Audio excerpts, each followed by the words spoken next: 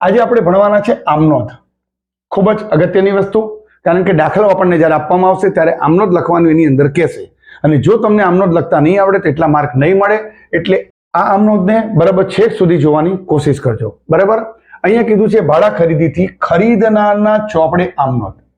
આપણે અત્યારે ખરીદનારની લખીએ છીએ, આના પછી આપણે જે ભણીશું તે વેચનારના ચોપડે ભણીશું. તો આ ખરીદનારનો ચોપડો છે એવું સમજી લેવાનું કે આપણે ખરીદનાર છીએ અને આપણે લખવાનું છે. તો શું કરીશું જુઓ. પહેલા જ્યારે ભાડે ખરીદનારનો કરાર કરવામાં આવે ત્યારે, ફક્ત કરાર કરવામાં આવ્યો છે, બરાબર. અહીંયા હજી રૂપિયા ચૂકવવામાં આવ્યા નથી, તો અહીં કોઈ પણ જાતની નોંધ નહીં થાય.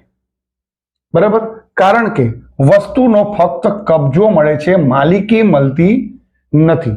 એટલે કે વસ્તુની જે વિનિમય થવો જોઈએ તે થતો નથી. ડન.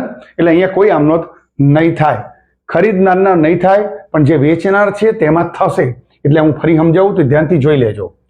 બીજી વસ્તુ, કરાર વખતે ચૂકવવામાં આવેલ રોકડ માટે, જો અહીંયા આપણે રોકડે જ ચૂકવ્યા છે, શું કર્યા છે?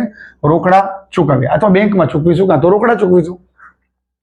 રોકડા કે બેંકમાંથી ચૂકવીએ એટલે બેંકમાંથી ચૂકવીએ તો બેંક આપનાર થાય, અને આપનાર ખાતે શું થાય? જમા થાય. એટલે બેંક શું કરીશું? આપણે જમા કરીશું. મિલકત આવે છે અને આવે એટલે ઉધાર, એટલે અહીંયા લખીશું મિલકત ખાતે ઉધાર, તે બેંક ખાતે જમા. બરાબર. હવે આગળનો મુદ્દો જોઈએ. જ્યારે હપ્તો ચૂકવવાનો થાય ત્યારે, જો હજી હપ્તો ચૂકવવાનો થાય છે, ચૂકવ્યો નથી, તો ચૂકવવાનો થાય ત્યારે વ્યાજ ખાતે શું કરવાનું? ઉધાર. મિલકત ખાતે શું કરવાનું? ઉધાર.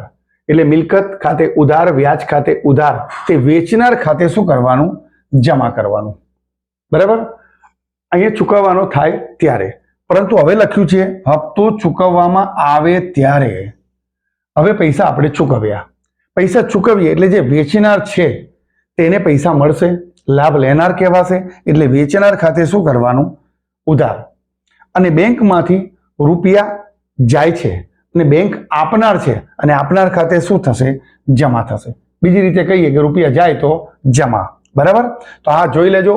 અહીંયા હપ્તો ચૂકવવાનો થાય ત્યારે છે, અને આ ચૂકવવામાં આવે ત્યારે. એટલે મેં બે ની પેર બનાવીને તમને સમજાવી રહ્યો છું કે ડિટેલમાં તમને ખ્યાલ આવી જાય કે શું કહેવા માંગુ છું.